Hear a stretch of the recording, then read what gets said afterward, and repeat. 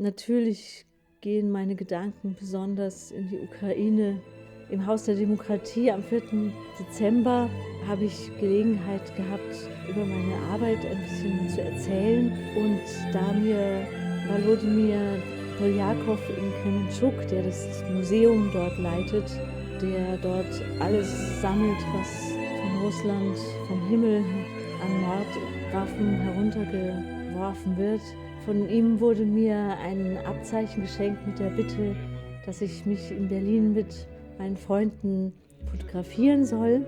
Ja, und hier ist das Foto mit vielen Freunden und Mitwirkenden, Wegbegleitern und Wegbegleiterinnen, allen hier und dort möchte ich danken und frohe Weihnachten